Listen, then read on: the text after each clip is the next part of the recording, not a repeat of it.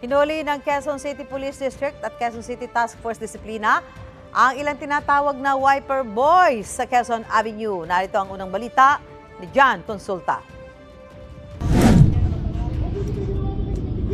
Sa viral video na ito na may mahigit 7 million views na sa Facebook, makikita ang sagutan ng isang lalaking nasa sasakyan at isang lalaking may hawak na bote ng liquid soap at panglinis ng windshield.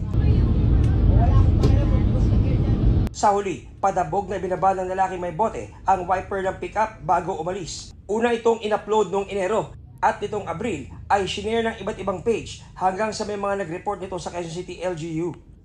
Sabi sa Facebook post ng Quezon City LGU, may ilang inireklamo mga lalaki raw sa Quezon Avenue na biglang lumalapit sa mga sasakyan at bubuhusan ng tubig na may sabon ang mga windshield kahit walang pahintulot ng driver.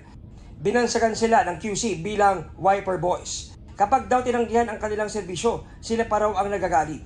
Ilan sa mga nabibiktima ang mga sasakyang nakahinto dahil sa traffic light.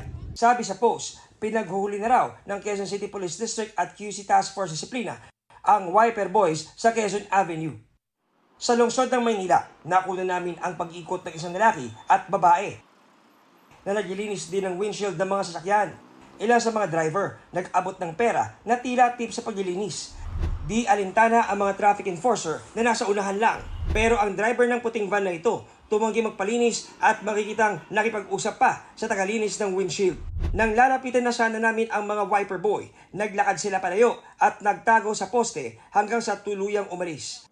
Hati naman ang reaksyon ng ilang nakausap naming driver tungkol sa wiper boys. Delikado yung safety. Safety ng tao at saka safety ng sasakyan. Okay na yan kaysa magnanakaw sila, mag-hold up sila, mag-rugby sila. Ang nakakatakot lang dyan, baka biglang di mo bigyan, mambato, may gagawing masama. Pag sinisita mo yan sila, umalis naman sila. Kaso lang, pag bumabalik din. Malaki ang peligro yan.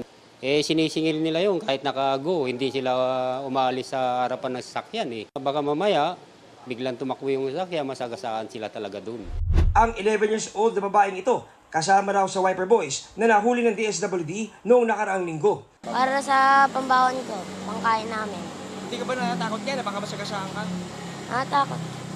Pero sanay na eh. Sanay na. Pero ngayon, nahuli ka ng DSWD, uulit ka pa o tigil na? Tigil na kasi may trabaho na yung nanay ko eh. Pagtulong-tulong lahat ng mga DSWD, barangay, saka sa city natin, kailangan tulungan natin yung mga batang paano natin may ng problema ng wiper na yan. Ito ang unang balita. John Consulta para sa GMA Integrated News.